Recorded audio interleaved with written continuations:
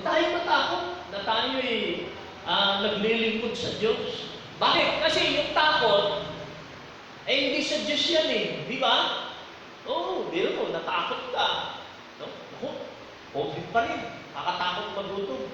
Huwag ka matakot. Bakit? Kasi, Kaloy, yung takot, hindi yan sa Diyos. Yan ay kanino? Yan ay sa diablo. Yung takot. Sabi mo dyan sa likod mo, sa likod. Kapatid, natatakot ka ba? Huwag kang matakot. Hindi tayo pamabayaan ng Diyos. Amen. Palapakan natin ang Panginoon. Hindi tayo pamabayaan ng Panginoon. Okay, kung tayo merong Bible, buksan natin dito sa Efeso, chapter 5. Nakaraan, Efeso 6 tayo. Ngayon, dito tayo sa Efeso 5. Maganda to. Alam niyo, ang salita ng Diyos, maganda na talaga siya. Opo. Pagka araw-araw ang nagbabasa ng salita ng Diyos, tayo, araw-araw kang merong pagpapalang tatanggapin sa Panginoon. Araw-araw. Bakit? Kasi binasa mo yung salita ng Diyos. Araw-araw, meron kang pangahawakang pangako. Araw-araw, meron kang patuloy na kalakasan. Araw-araw, meron kang mensahe na mula sa Panginoon. Bakit? Kasi yung salita ng Diyos, ang sabi, ay buhay. Opo. Yung salita ng Diyos ay buhay na nagbibigay buhay sa atin. Kaya, yung salita ng Diyos ay, pinalalakas tayo nito sa araw-araw. No? Tulad yan, meron tayong devotion. Opo. Sabi din, nag-devotion. Susulat na. Sulat. Diba? Ano mensahe ng Diyos? Ano observation mo? Diba, ngayong umaga, ang observation natin yung Mateo 27, tama ba? Mateo 27, talatang 57, verse 66. Only 9 verse. Opo. Tapos nandun yung yung mayaman, di ba? May mayaman na binanggit. Hindi nyo pa nabasa yun, may mayaman doon.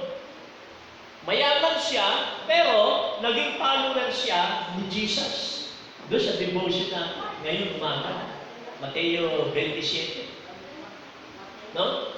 Tapos, hindi yung devotion yun, hindi yung yung devotion yun. Yung ngayon umaga, yung topic natin sa Efeso 5. Ang gulo ko, no? Yan. Yung devotion ko na, no? Tapos, andun yung mayaman na naging follower ni Jesus. Alam niyo, mensahe sa akin ng Diyos? Alam niyo, mensahe sa akin ng Panginoon? Ang observe ko doon? Hindi lang yung kagaya natin na karaniwang tao ang pwedeng maligtas. Opo. Hindi yung mayayaman pwedeng maligtas. Ibig sabihin, pwede tayong gamitin ng Panginoon sa mga class D na tao, class C, class B. Pwede rin sa class A. Mga mayayaman na wala sa Panginoon at kailangan silang maglingkod sa Diyos. Tapos meron din doon, sino? Si Maria Magdalena. Nabasa mo na ba kayo? Hindi ko nabasa. Si Maria Magdalena, tsaka isa pang Maria. Kaya, hindi lang lalaki pa lang pwedeng gamitin sa paglilingkod, diset, kahit din mga babae. Ayan, yung mga nanay natin dyan. Yung mga nanay natin na 3. Yung nasa una, magiging nanay pa lang. Pero yung 3, pwede magamit yan. At alam nyo, timing na sa atin ngayon. Bakit? Kasi yung Holy Spirit ay nagpapadama sa atin ng paglilingkod. Kailangan madama natin yun. Ako, dama-dama ko yung paglilingkod ngayon sa Panginoon. Bakit? Kasi, dinaanan natin yung pagsubok ng pandemic. Tapos, dinaanan namin yung pagsubok na karamdaman kay ate. Kaya, ano ang purpose nun? Kailangan, tayo? Mag-inat-inat tayo. Na hindi lang tayo, uupo-upo. Hindi kailangan, tayo din, ay magkaroon tayo ng progresibo sa ating buhay, pananampalataya sa Panginoon. Kaya sabi dito sa Efeso 5, ang talata ay 15. Kaya ingatan ninyo kung paano kayo namumuhay. Mamuhay kayong tulad ng matatalino at di tulad ng mga mangmang, sapagkat masama ang takbo ng daigdig. Samantalahin ninyo ang bawat pagkakataon na kayo'y makagawa ng mabuti. Huwag kayong manghangal. Unawain ninyo kung ano ang kalooban ng Panginoon. So, doon po muna tayo. Ano sabi dyan? Maigsi lang, fine. Pero grabe, di ba? Ang nagsasalita, si Apostol Pablo. Sino si Apostol Pablo? Errol. Isang tao, dating masama, relihiyoso, pero masama. Ba? Pastor, pwede ba yun? Relihiyoso, pwede, pero masama? Pwede po yun. Relihiyoso, pero masamang tao. Bakit? Kasi doon sa Aklat ng Gawa, kasangguni po si Apostol Pablo, ipinapatay si Esteban. Bakit? Yung mga naglilingkod sa Panginoon, sa panahon ng Aklat ng mga Gawa, hinahanap ni Pablo, ng dating pangalan niya ay Saulo. At pagka merong mga nagtitipon-tipon sa pangalan ng Panginoon, nangunguna si Saul, na nung na-born again na siya, nakakilala sa Panginoon, naging Pablo na, nangunguna si Saulo, hinahanap niya yung mga mananampalataya. Yung kung sa panahon natin, diesel, mga born again. Pagka may nagba-Bible study, papasukan nila Saulo yun, na ngayon ay Pablo na, at uhulihin, dadakpin, at nakasama si Esteban, nangangaral ng salita ng Diyos. Sino si Esteban? Lingkod ng Panginoon. Puspos ng Espiritu Santo. At kasangguni si Saul na binato ng mga tao, itong si Esteban, na naglilingkod sa Panginoon. Kaya, si Pablo ay nakakilala sa Panginoon. Bakit? Kasi kahit siya'y taong masama, alam niyo, yung mga taong masasama, hindi pa tapos sa kanila ng Diyos. Di ba? Kayo, meron kayong mga kaibigan. Di ba? Rugby boys. Sino may kaibigan rugby boys? Baka yung nasa likod mo. Naku, patay. Di ba? Alam niyo, ang purpose ng rugby, pandikit lang yan. Kapatid, hindi yan sinisimot. Huwag mo lang ituro, dahil ako na. Alam niyo, dati, nagkaroon kami ng mga kapatiran dito, mga rugby boys. Pagpasok na simbahan, makaamoy anak. Bang, galing.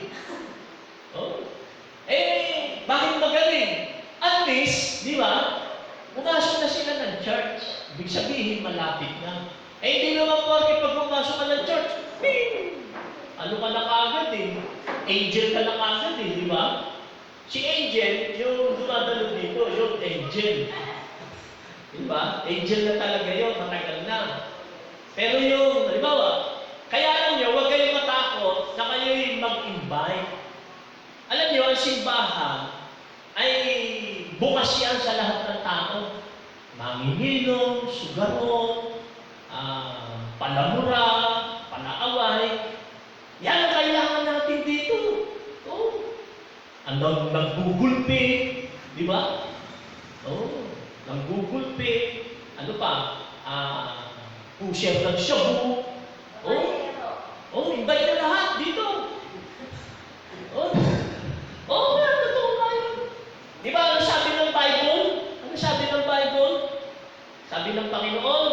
Ako'y naparito, hindi para sa mga matuwid, kundi para sa, alin?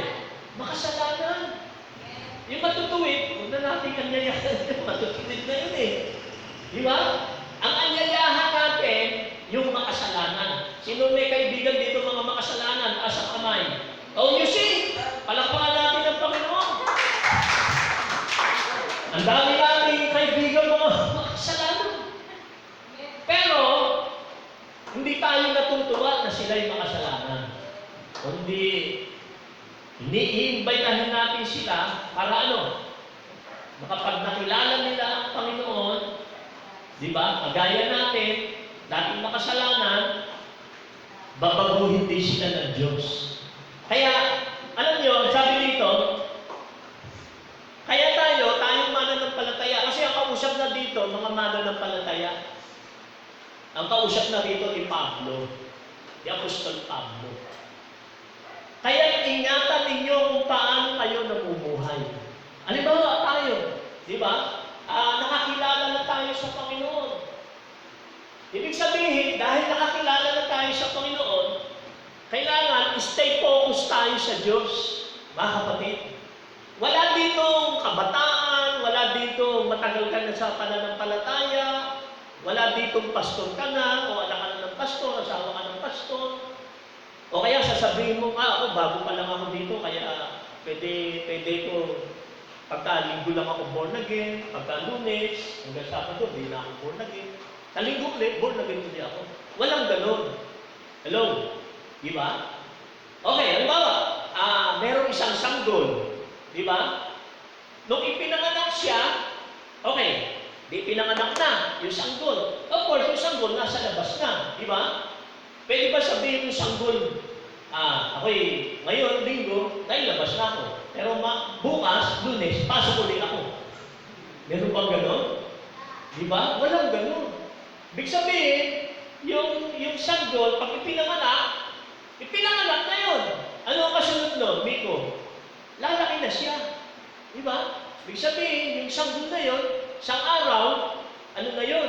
Dadapa na yun, dadapa. Katapos nun, dadapa, gagapak na yun. Tapos nung gagapak na siya, yung sanggol, tatayo-tayo na siya. Di ba? Pagkatapos tatayo-tayo, di ba? Ano na siya? Nauutusan na siya. Di ba? Nauutusan na siya. Nagtik-tiktok na. Di ba? Nauutusan na siya. Ako po hindi ako nagtik-tiktok. Joke lang yun. Di nauutusan na siya. Ibig sabihin, kagaya natin, mga mananampalataya, kailangan natin lumaki.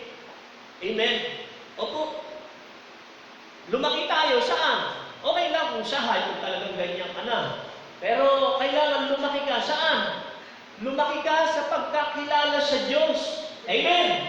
Kaya tayo, dinidikdik natin lagi na we need to read Bible.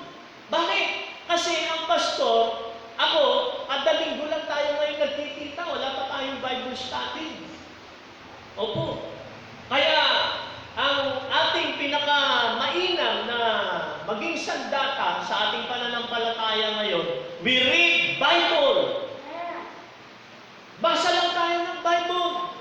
Tulad nga kanina, ang devotion natin kanina, doon sa inililista natin dyan, ay only 9 verses. Now, hindi ibig sabihin dahil kung devotion natin, 9 verses lang, tigil ka na doon sa 9 verses. Kundi, continuous, araw ka na salita ng Diyos. Why? Kasi, members ikaw ay laging nag-aaral ng salita ng Diyos, nakikinig sa mga preaching, gaya ni Mr. Amelia, nakikinig siya kay Lapis, diba? Doon sa Pastor Lapis, magaling na mga ngaral yun. O kaya, yung iba dito, baka nanonood kayo kay mga short clipping ni Bong Saki, diba? O kaya, minsan, pagka gusto nyo matulog, panoorin nyo yung YouTube ko. Di ba, matulog. Mapapagpala kayo doon sa YouTube natin. May YouTube tayo, mga kapatid. Di ba? Makinig kayo palagi doon. At habang tayo'y nag-aaral ng salita ng Diyos, mga kapatid, nagbibigay yan sa atin ng, katalinuhan. Oh, bibigyan tayo ng Diyos ng, katalinuhan. Kaya sabi ni Pablo sa mga mananampalataya, kaya't ingatan ninyo kung paano kayo namumuhay.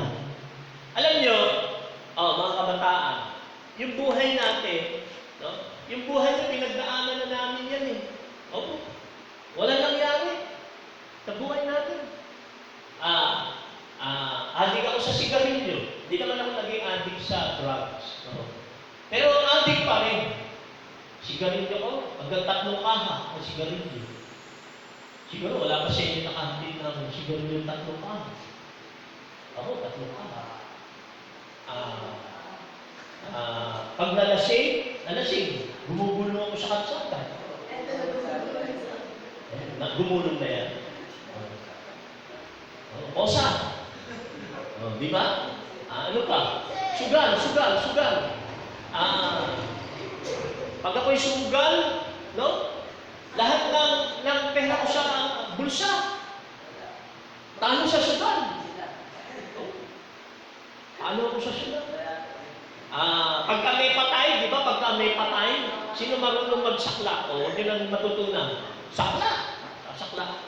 Kasi yung piso, 18 o 21 ang tama. Hindi ako nagkakamali. Kasi, piso? Piso mo, pag tinaya mo, ang tama nun, hindi ko na maaalala eh. 18 pesos o 21 pesos. Laki, no? Pero wete, di ako nag-ibig sa wete. Pero yan ay mga gawa ng demonyo yun. No? Ang sinasabi ko lang, yung dati kong naging buhay na inahan ako doon ng Diyos. Malay kong maging pastor ako. Kayo tingnan nyo, si Aaron, pastor niya, gandang lalaki. Di ba? Gumawa kayo, mga kabataan. Tingin nyo lang, kabataan lang kayo, pero kaya kayo dinala dito ng Diyos. Bakit? Kaya tayo lahat nandito. Kasi, gusto ng Diyos, gawin niya tayong instrumento. Ano yung instrumento? Ibig sabihin, maging daluyan tayo ng biyaya ng kaligtasan ng Diyos. Tayong lahat. Opo, hindi lang si pastor. Kasi lahat tayo ay servant. Lahat tayo lingkod.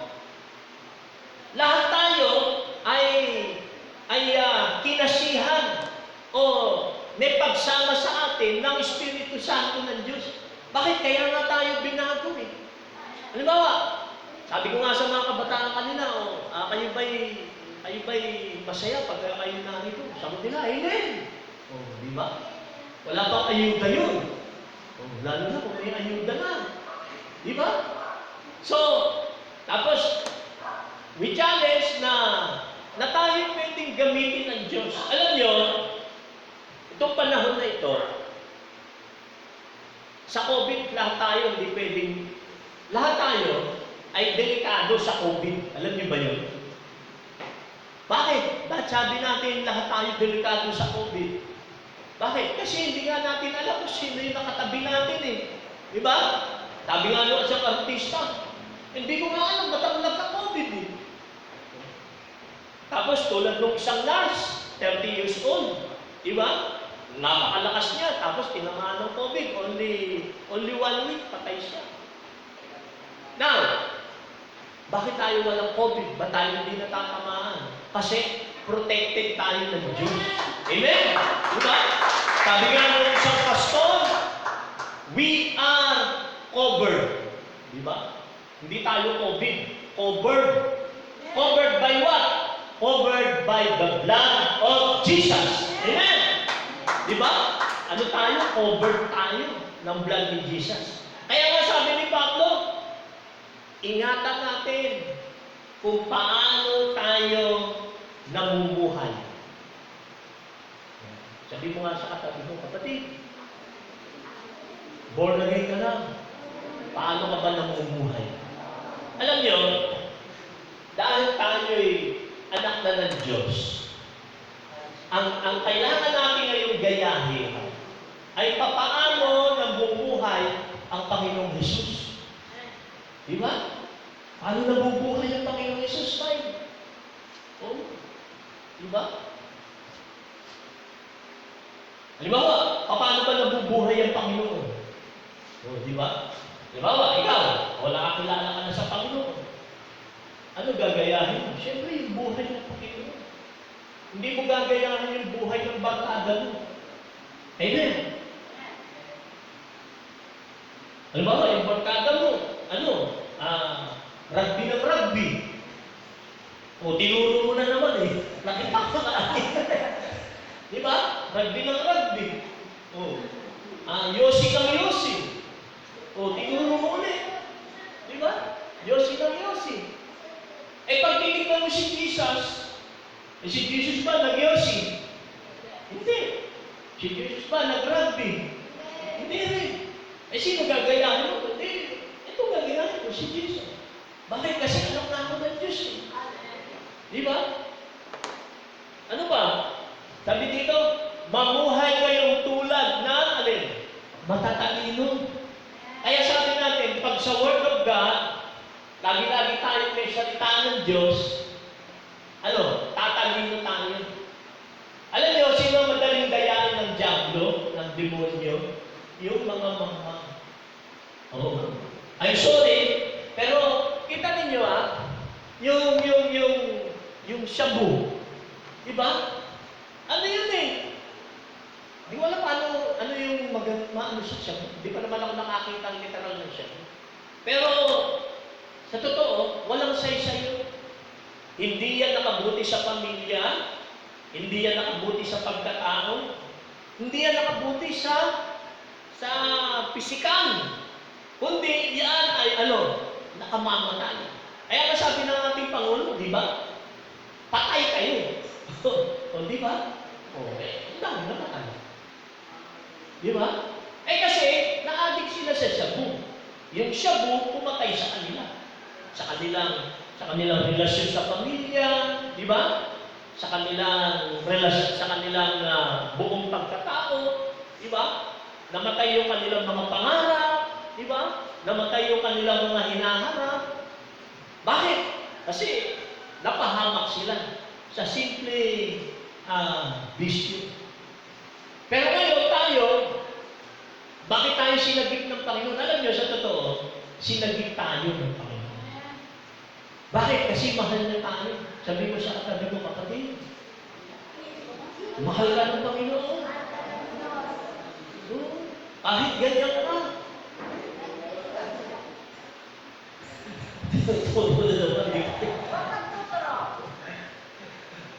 Ito na lang, sarili, sabi mo, mahal ako ng Panginoon. Yeah. Di ba? Kaya sabi dito, sa 15 pa rin, mamuhay kayong tulad ng mga tatalino at di tulad ng mga tingin kayo dito. Parang ganito sabi ni Pablo eh. Alam niyo si Apostol Pablo, taong matalino. Nung wala na siya sa Panginoon, ang kanyang talino ginagamit ay talino panlupa. Talino panlupa. Alam niyo, dito sa mundo, marami din matalino. Kaya lang, ang kanilang talino panlupa. Pero alam niyo ba kapatid, tingin kayo dito, merong katalinuhang panlangit. Ano yun? Ang pagkatakot sa Panginoon. Diba? Sabi ng Proverbs, hindi ako nagkakamali, ang pagtatakot sa Panginoon ay pasimula ng kahulugan. Opo. Bakit? Kasi maraming mga tao, matalino sa sanlibutan ito, pero hiwalay sa Diyos. Totoo po yun. Matatalino sa sanlibutan ito, pero ayaw maglingkod sa Panginoon. Matalino sa sanlibutan ito, pero ayaw ibigay ang buhay sa Diyos. Kanino binibigay? Kay San Miguel. Kay San Miguel. Kanino binibigay? San Miguel. Hindi nyo kilala yun si San Miguel? Ha? Di ba? Kanino binibigay? Kay Agua de Pataranta. Di ba? Yung iba, inuubos yung kanilang buhay saan? Sa alak. Diba? Alak pa, alak pa, alak pa. Diba? Yung may mga tatay, diba? Magpapainom. Yung mga tatay. Diba? Yung ibang tatay. Yung kilala mga tatay yun, hindi ko pa nakita, kaya hindi sila yung tinutukoy ko. Yung iba, no? Magpapainom. Mga tatay, ha? Magpapainom. Tapos ubusin yung pera. O, bili ka pa ng pulutan. O, alak pa. Kinabukasan, nangihingi ng baon yung anak. Tatay, pengen yung baon. Nasabi ng tatay sa anak, siyempre, may ano pa yun, may hangover pa. May alis ka nga dyan, tadyakan kita, ganito wala akong pera. Kung di ba naman siya magmang, inubos niya yung pera niya sa pagpapainom. Doon sa kanyang, kanino? Sa kanyang barkada. Sabi pa nung tatay, oh, darling, lahat ng pagkain dyan sa rep, ilabas mo. Pupulutan namin.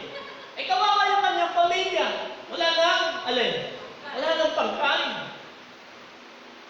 Ano yun? Matalino yun, mangmang? Mangmang yun. Tapos yung isa naman, sabong. Tumaro ano to? Mananalo to. Nanghula. Imas. Meron siya 5,000. Sabong siya ngayon. Sabong. Unang pasada, panalo siya. Pangalawang pasada, panalo ulit. Sabi niya, binibwelas ako. Inaya niya lahat. Talo. Pag-uwi nga ngayon, di ba? Siyempre, talo siya, mainit ulo niya. Di ba? Inigyan siya ng asawa niya ng pera. Ginawa niya sa asawa niya, ano ginawa sa asawa? Tama, binugbog. Binugbog. Pagka ganito, talo ako, wag mo ako binigyan ng pera. Matalino yun, mangmang. See? Nakakita na ba kayo ng ganun tao? Di ba? Madami. Kaya, pag uwi ninyo, sabihin nyo sa inyong mga tatay, may tip ako sa iyo para maging matalino ka. Sabihin. May tip ako sa iyo para maging matalino ka. Ano anak? Mag-aral tayo ng salita ng Diyos. Bakit? Kasi yung salita ng Diyos, nagbibigay ng talino. Alam mo kaya meron akong nakilala. Ano lang siya? Grade 3. Hindi ako nagkakamali. No? Ang kanyang inabot ng pag-aaral, grade 3. Ano inabot mo kaya? Ha? Grade 6? Aba, matalino ka na ron. Alam niyo, naging pastor. Naging pastor. Ang member niya, napakarami. Opo. Pag nag-birthday, naging pastor na siya. At marami siyang mga membro, mahal na mahal siya, naging pastor Kaya, tingin ka dito. Grade 3. Totoo po yan, di po yung kwento ko siya. Naging matalino siya kahit grade 3 lang siya. Taga Laguna po yun, taga Laguna. Magsasapatos. Hindi ko na babanggitin yung pangalan kasi naka-video. Ang trabaho niya dati, taga-repair lang ng sapatos. Bakit? Yung lamang bagay sa kanya grade 3 lang siya Lamang pa nga siya, grade 6. Pero alam niyo, ginawa niya, binigay niya yung buhay niya sa Panginoon. Tinalagay niya yung buhay niya sa Panginoon. Nagbasa ng Bible. Babasa niya sa Tagalog, Tagalog. Tapos meron siyang English. Kasi dati, wala kang Bible na sa isang Bible, Tagalog, English. Ngayon meron na. Ang gagawin niya, dati wala pa. Tagalog, John 3:16, tapos English. Babasahin niya sa Tagalog, ito pala English nito. Love. Pag-ibig, love. Di ba? Ang English pala ng kasalanan, sin. Ang English pala ng katuwiran, righteousness. Alam niyo, ngayon, presidente na siya ng school. Ito ba yun? Presidente na siya ng eskwelahan. Ang eskwela nila, una, grade 3 lang yun ha. Una, ang school nila, prep, kinder. Tapos lumaki. Nagtayo na sila ng eskwelahan na elementary. Lumaki ulit. Nagtayo sila ng eskwelahan na hanggang high school. Ngayon, di ko alam kung hanggang saan. Tapos yung kanilang building, third floor. Third floor building. Tagal na po na yun. Anong grade lang ang inabot niya? Grade 3. Bakit? Ba't nagkakagaling siya, pastor? Alam niyo mga kapatid, siya po'y tumalino dahil sa salita ng Diyos. Kaya, sabi dito sa Efeso, ating binasa, mabuhay kayong tulad ng matatalino, di tulad ng mangmang, sapagkat masama ang takbo ng daigdig na ito, samantalahin ninyo ang bawat pagkakataon na kayo'y makagawa ng mabuti. Makinig kayo mabuti, no? Sabi dito, sapagkat masama ang takbo ng daigdig. Ito, kuya. Alam nyo, itong mundo, whether we like it or not, hindi ito pabuti. Opo. Ang mundo pasama.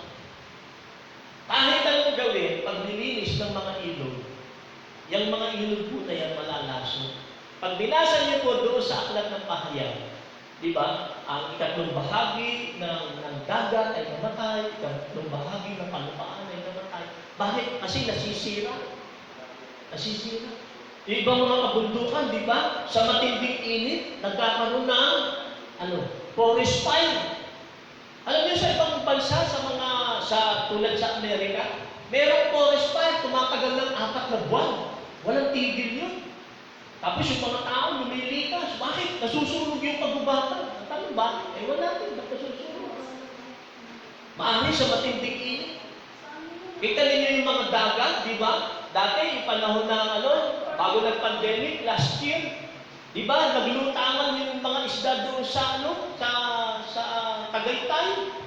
Di ba? Doon sa pinakalawak, Taal Lake. Bakit? Namatay yung maraming mga isda. Tapos ngayon, ano naranasan natin ngayon? COVID. Pero alam niyo, sabi nito, meron pang mas masama sa COVID. Ano yun, pastor? Yun yung, ano yun, Kate? Yung nilalaglag yung mga bata. Ano sa English? Abortion. Alam niyo ba, sa isang taon, kung taong 2020, hindi pa tapos yung December, ang mga inabort na mga bata, ang abortion is 40 million. 40 million. Only in 2020. Di ba? Lalo tayo, Bakit? Kasi ang mga tao, marami ng mga tao mamamatay. Mga nanay ng tahanan, mamamatay ng tao. Bakit? Ina-abortion yung kanilang mga anak. Ano tawag doon? Di mamamatay tao. Kasi sa Bible, tao na yun eh. Okay, sabi dito, sapagkat masama ang takbo ng daigdig. Dahil masama ang takbo ng daigdig, no? Mga magulang, mga kabataan, hindi tayo para dito. Hello? Tayo na mga anak ng Diyos, tayo na mga born again, hindi tayo para doon sa masama. Sabi mo sa katabi mo, hindi ka para sa masama. Para ka sa mabuti, anak ka ng Diyos. Oo, huwag mong gagayahin yung ginagawa ng marami. Ako, hindi ko na ginagaya yun. Bakit? Kasi sinagip na ako doon ng Panginoon eh. Di ba? Iniligtas niya na ako doon eh. Oo. Nagsugal ako. Wala naman nangyari. Impyerno ka pa noon. Nag-inom ka. Di ba? Nag-bisyo ka. Ay, walang pakinabang yun. Totoo yan. Wala yung pakinabang. Kaya ang ginawa ng Diyos, dahil walang pakinabang yun, inaahon tayo doon. Oh, hindi ka diyan. Hindi ka diyan para sa masama. Sabi ng Diyos, dito ka, kukunin kita, dito ka para sa mabuti. Oh, para ka sa mabuti. Lahat tayo, para tayo sa mabuti. Hindi tayo para sa masama. Sabi rito, Samantalahin ninyo ang bawat pagkakataon na makagawa kayo ng mabuti. Alam nyo, ako, after 3 years, senior na ako, senior. Pwede na ako makakain sa Jollibee, no? Meron na akong 20% na pwede na akong manood ng sine, sa Robinson, di ba? Kung tapos na yun, pandemic na ito, di ba? Kaya lang, pagtapos ko ng 60, 70 na ako. Tapos 80. Tapos patay na. Di ba? Kaya habang tayo may buhay, mga kapatid, lalo kayo, malalakas kayo, mga kabataan, di ba? Ang gawin natin, let us use this body, let us use our life, gamitin natin yung buhay natin, saan? Sa paggawa ayon sa kalooban ng Diyos. I-commit natin itong buhay na ito. Sabihin natin, Panginoon, itong buhay ko na ito, sa iyo na po ito. Gamitin mo po ako. Gamitin mo po ako, Panginoon, ipangaral yung iyong salita.